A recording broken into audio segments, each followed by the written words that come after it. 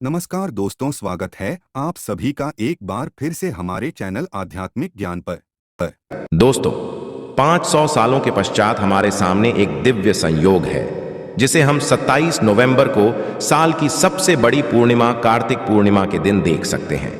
इस खास मौके पर एक छोटी सी चीज गाय माता को खिलाने का एक छोटा सा कदम यह बना रहा है। दिव्य और दुर्लभ महाशुभ संयोग। इस क्रिया से हम नहीं बल्कि रोडपति भी बन सकते हैं, करोड़पति। इस दिन सभी संकटों और कष्टों से मुक्ति, मृत्यु दंड से मुक्ति और पितृदोष का समाधान होगा। साल भर भरता रहेगा आपके घर को धन से और आपकी 7 पीढ़ियों तक बैंक बैलेंस बढ़ाता रहेगा, सब मिलेगा। माता लक्ष्मी के आशीर्वाद से गाय को खिलाने से 27 नवंबर को आपके जीवन से गरीबी का नामो निशान मिट सकता है। गरीबी जड़ से ही गायब हो जाएगी और ये बयान करेगा कि आपके जीवन को समृद्धि और सुख से भरा हुआ रहेगा। इस कार्तिक पूर्णिमा को एक खास और दुर्लभ संयोग माना जा रहा है जो तत्काल गरीबी को आपके जीवन से हटा सकता है। इस वीडियो में जिसमें गाय से जुड़े उपायों की बात की जा रही है, उन्हें करने से अद्भुत लाभ हो सकता है। इन आपके जीवन में खास और प्रभावी बदलावों के लिए पूरा वीडियो देखें। यदि आप मां लक्ष्मी की कृपा, गरीबी से मुक्ति और समृद्धि की कामना करते हैं तो कृपया इस वीडियो को साझा करें ताकि दूसरों को भी इसका लाभ हो सके। इस खास मौके पर हम आपको कुछ और महत्वपूर्ण विचार देना चाहते हैं। कार्तिक पूर्णिमा का यह समय न केवल धन के लिए बल्कि आत्मिक और आध्यात्मिक समृद्धि के लिए भी अत्यंत शुभ है। गाय को यह छोटी सी चीज खिलाना हमें आत्मा के ऊपर सकारात्मक प्रभाव डालता है और हमें आत्मा के माध्यम से मानवता की सेवा का संकल्प बनाए रखता है। इस दिन हम सभी को यह याद दिलाए कि गाय माता हमारे लिए खास है और हमें उनका सम्मान करना चाहिए। इसके अलावा हमें अपने जीवन में सच्चे नैतिकता और करुणा के साथ आगे बढ़ने का आलम बनाए रखना चाहिए। गाय को पूजने और उसको खिलाने से हम केवल अपने जीवन को ही बल्कि समाज को भी समृद्धि और शांति की दिशा में बदल सकते हैं। आइए इस कार्तिक पूर्णिमा के अद्भुत अवसर को हमारे जीवन को एक नए परिचय की ओर बढ़ने का मौका बनाएं। इस अद्वितीय संयोग के दिन हम सभी को धन, समृद्धि और आत्मिक उन्नति की प्राप्ति के लिए अपने आत्म साक्षात्कार की यात्रा में एक समर्थन बनाए रखने की आशा करते हैं। गाय माता की कृपा हमें सही मार्ग पर चलने की प्रेरणा दे और हमें सच्चे और प्रेम भरे हृदय से अपने समाज की सेवा का आदान प्रदान करने की प्रेरणा प्रदान करें। इस कार्तिक पूर्णिमा हम सभी को सद्गुण से संपन्न, सच्चे भक्ति और सेवा भाव से जुड़ने का संकल्प लेते हैं ताकि हम एक बेहतर और समृद्धिशील समाज की दिशा में योगदान दे सकें। किसी को अपशब्द नहीं बोलना चाहिए। इस दिन द्वार पर आए याचक को अपने सामर्थ्य के अनुसार दान देना चाहिए। इस दिन चावल का दान करना भी बहुत शुभ होता है। इससे चंद्र ग्रह से संबंधित दोष दूर हो जाते हैं। यदि हिंदू धर्म की माने तो ऐसी मान्यता है कि गाय की सेवा यदि निस्वार्थ भाव से की जाए तो घर में लक्ष्मी का वास होता है। वैसे तो युगों से चला आ रहा है कि गाय हम कुछ ना कुछ खिलाते अवश्य हैं। गाय को सनातन धर्म में लक्ष्मी स्वरूप भी समझा गया है। कहा जाता है कि गाय की सेवा करने से घर परिवार सुखी और संपन्न रहता है। जिस घर में गाय की सेवा निस्वार्थ भाव से होती है उस घर में लक्ष्मी जी की कृपा सदैव बनी रहती है और जिस घर में गाय की सेवा नहीं होती, अचानक से किसी भी तरह की वहां पर विघ्न बाधाएं आती ही रहती हैं। वैसे तो कुछ लोग शहरों में भी रहते हैं, महानगर रहते हैं, तो गाय पालना संभव नहीं है, परंतु को रोटी जरूर खिलाई जाती है। परंतु कई बार कुछ भूल हो जाती है। तो कौन सी 3 चीजें हैं जो गाय को नहीं खिलानी चाहिए, आज हम आपसे यही इस वीडियो में साझा करेंगे। परंतु दोस्तों, उससे पहले आपसे रिक्वेस्ट करते हैं कि वीडियो को लाइक जरूर करिएगा, दोस्तों को शेयर कर दीजिएगा और यदि आपने अभी तक चैनल को सब्सक्राइब नहीं किया है तो चैनल को सब्सक्राइब करके बेल आइकॉन जरूर दबाइएगा। गाय के अंदर सभी देवी देवताओं का निवास समझा जाता है, तो आप सब जो पहली रोटी बनती है वो यदि गाय को खिलाते हैं तो देवी देवताओं का आशीर्वाद मिलता है।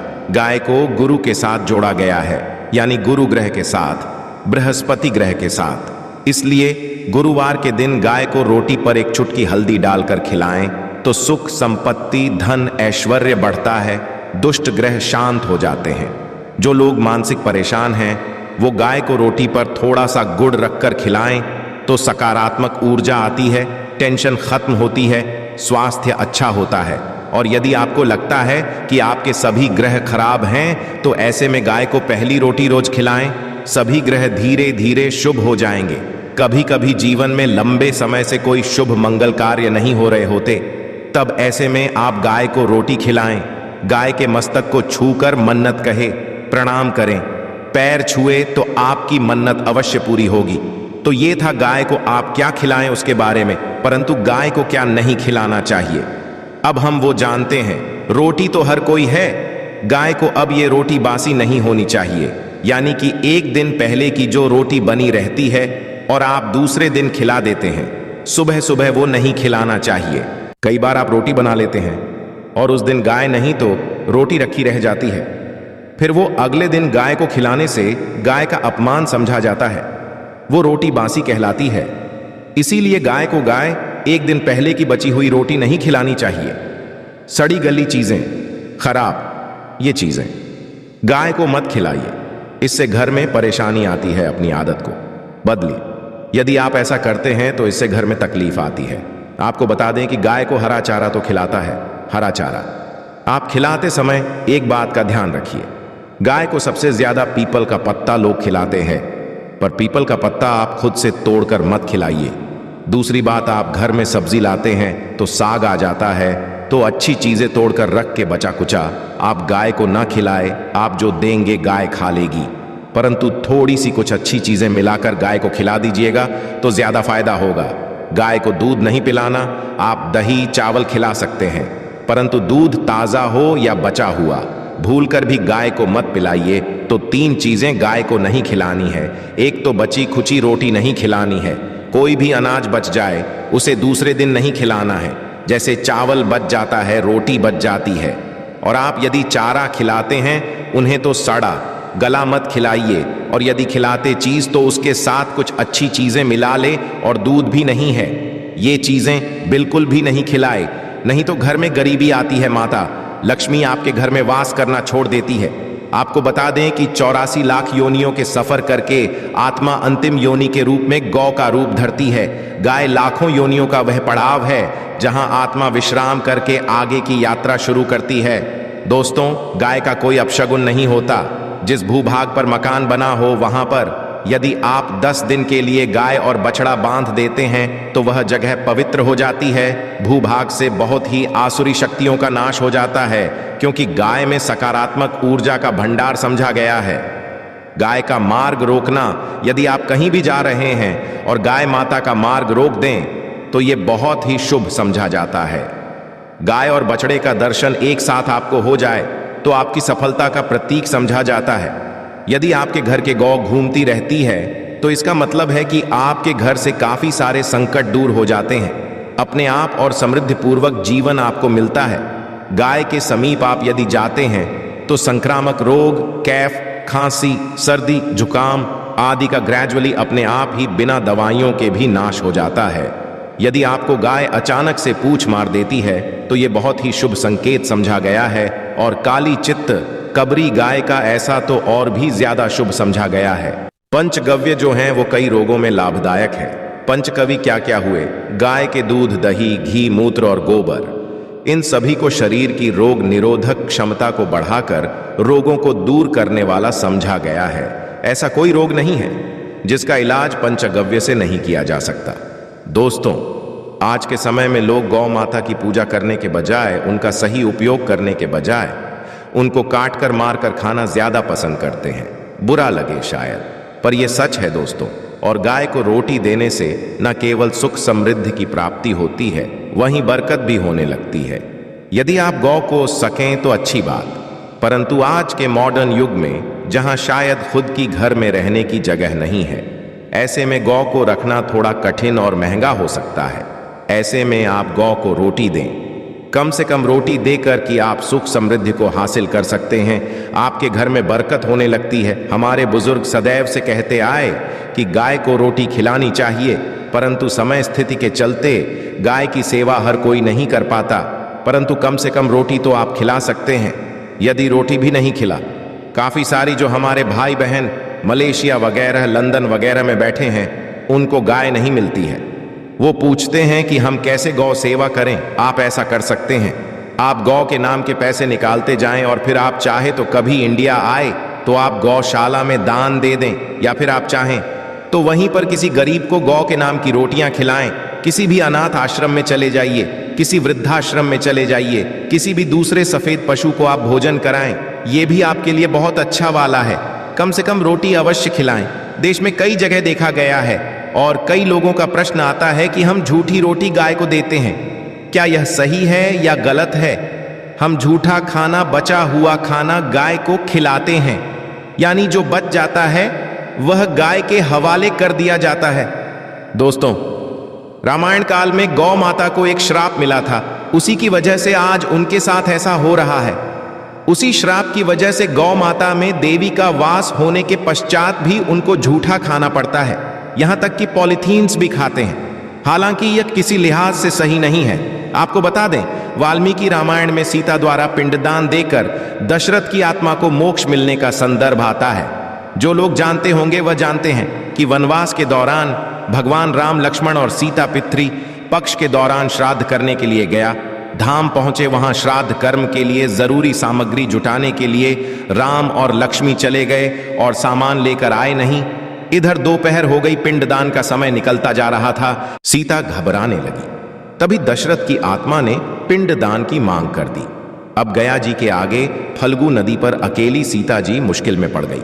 उन्होंने फल्गु नदी के साथ वट वृक्ष केतकी के फूल और गाय को साक्षी मानकर बालू का पिंड बनाया और स्वर्गीय राजा दशरथ अपने ससुर के निमित्त पिंडदान कर दिया। थोड़ी देर में भगवान राम और लक्ष्मण जब लौटे तो उन्होंने कहा कि समय निकल जाने के कारण मैंने पिंडदान कर दिया। बिना सामग्री के कैसे हो सकता है? इसके लिए राम जी ने सीता मां से प्रमाण मांगा।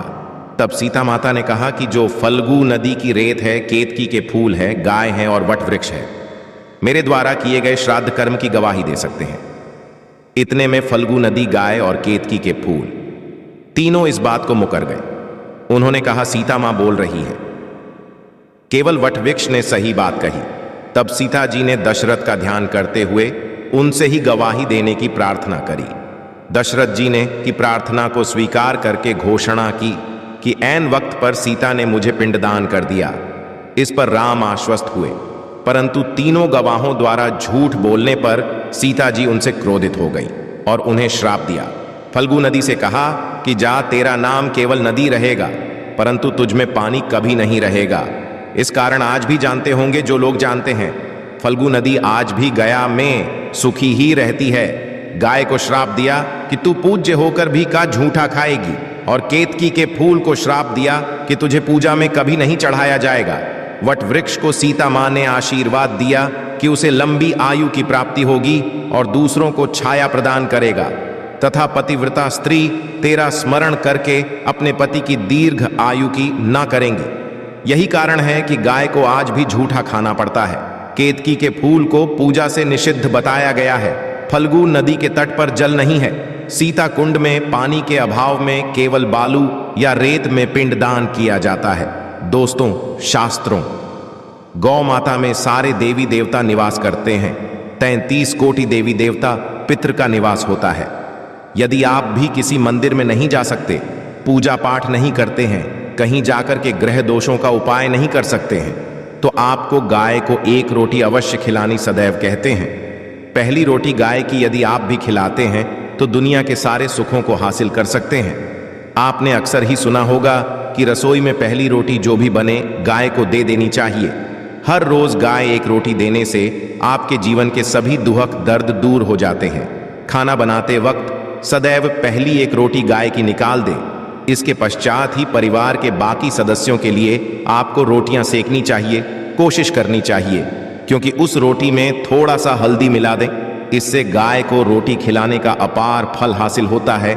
यदि गुरुवार का दिन हो तो लोई ले लें। सने हुए आटे की एक छोटी सी लोई बना लें और उसमें हल्दी मिलाकर गाय आपको खिलाना चाहिए। आपके जीवन में शुभता आती है, वैभव आता है, धन संपत्ति का वास होता है। आप जो भी हासिल करना चाहते हैं जिंदगी में, तो आप देखेंगे कि तुरंत आपको मिनटों में वह हासिल होता है। इसी तरह से आपको एक नमक का उपाय बताते हैं। नमक क्या है? नमक के बिना हर स्वाद अधूरा है और साथ ही साथ यदि नमक ना हो जीवन में तो स्वादहीन हो जाता है।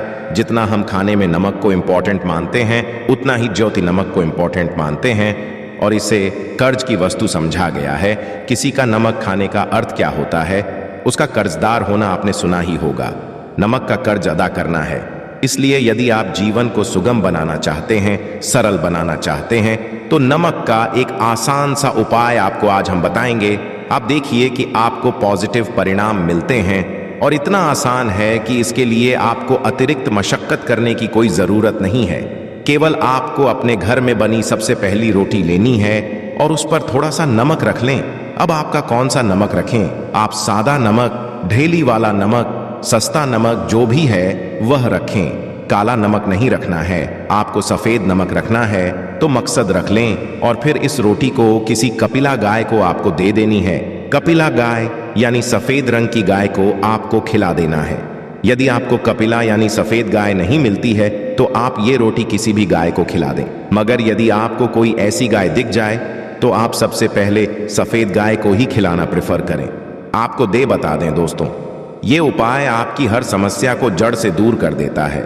चाहे आपके घर में कोई बड़ी कलह हो, पारिवारिक वाद विवाद हो, इस उपाय को करके आपके घर में सुख का वास होने लगता है। जो भी धन की कमी हो, बच्चों की पढ़ाई हो, करियर में सफलता हो, सभी मुश्किलें आपके जीवन की दूर होने लगती हैं। परंतु गाय को रोटी देते वक्त मन में ऐसा कोई भाव ना लगाकर रखें कि हम रोटी खिलाते हैं या फिर हम बहुत बड़े दानी हैं। अन्यथा इस स्थिति में पुण्य फल की प्राप्ति संशय वाली स्थिति देता है। गाय को रोटी खिलाने से नियम से बरकत के अलावा आप देखेंगे धन संपत्ति में दिनों दिन बढ़ोतरी होने लगती है और आपके घर के ग्रह दोषों से आपको मुक्ति मिलती है। यदि आपके भी घर में धन की कमी है तो आपको ये उपाय अवश्य करना चाहिए। किसी भी दिन करें। यदि सावन का पवित्र महीना है तो हर दिन शुभ है। आप जिस दिन चाहे उस दिन से कर सकते हैं और आप देखेंगे इस उपाय को करने से आपके घर से धन की कमी बिल्कुल झट से दूर हो जाती है। तो उपाय आप अवश्य कर लीजिए। आशा है कि आज की इस प्रस्तुति में बताई गई जानकारी आपको अच्छे से समझ आ गई होगी। वीडियो अच्छा लगा हो तो एक लाइक अवश्य कर दें। धन्यवाद वीडियो के अंत तक बने रहने के लिए।